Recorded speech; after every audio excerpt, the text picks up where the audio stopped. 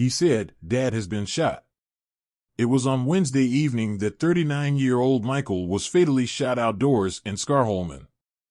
Several relatives whom SVT spoke with described him as someone who stood up against youth crime. He was very positive, a bit naive, and wanted everyone in the world to get along, says Mikael's sister. 39-year-old Mikael was shot to death in Skärholmen. Gravesite/man.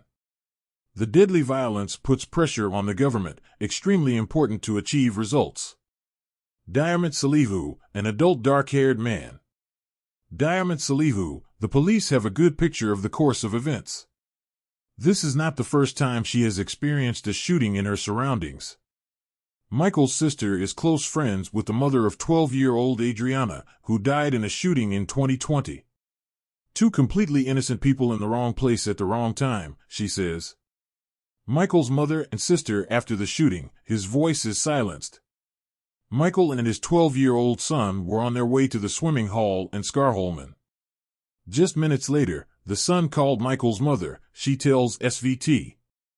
Residents in Skärholmen report threats from youths. It's getting worse and worse.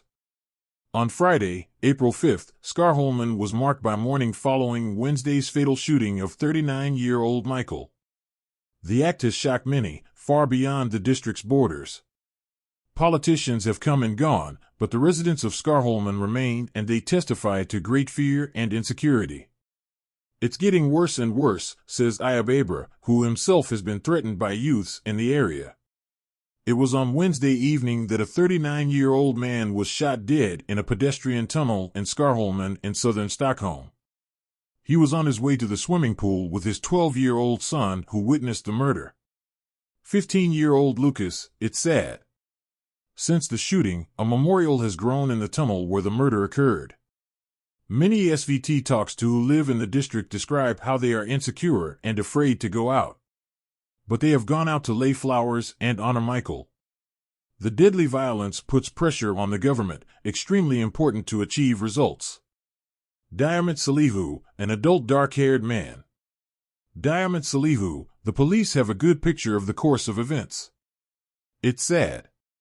I think that if this was my father, I would want someone to come here with flowers, says 15-year-old Lucas Sandoval Salinas.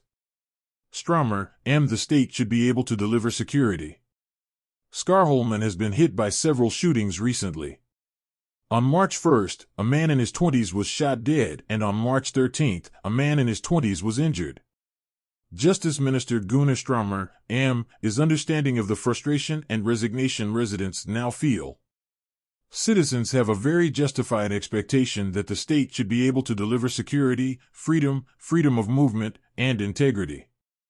That is what makes it urgent that we need to mobilize resources to push back crime. The deadly violence puts pressure on the government, extremely important to achieve results. The shooting in Skärholmen overshadowed everything else at the Moderate Sweden meeting. How the government now handles gun violence can determine their future, says SVT's Mats Knutsen. It is against this issue that the government will be evaluated when the 2026 election approaches. During the Moderate Sweden meeting, the party's largest annual conference, which began on Friday, gun violence and the shooting in Skärholmen dominated the agenda. The focus was on how the party should tackle serious crime in society. It is extremely important for this government to achieve results, to show results in the fight against crime, says SVT's domestic political commentator Mats Knutsen. 39-year-old Mikael was shot to death in Skärholmen. Diamond Salihu, an adult dark-haired man. Diamond Salihu, the police have a good picture of the course of events. Ulf Kristersson during his speech at the Moderate Sweden meeting in Stockholm. The Prime Minister must do everything to take back control.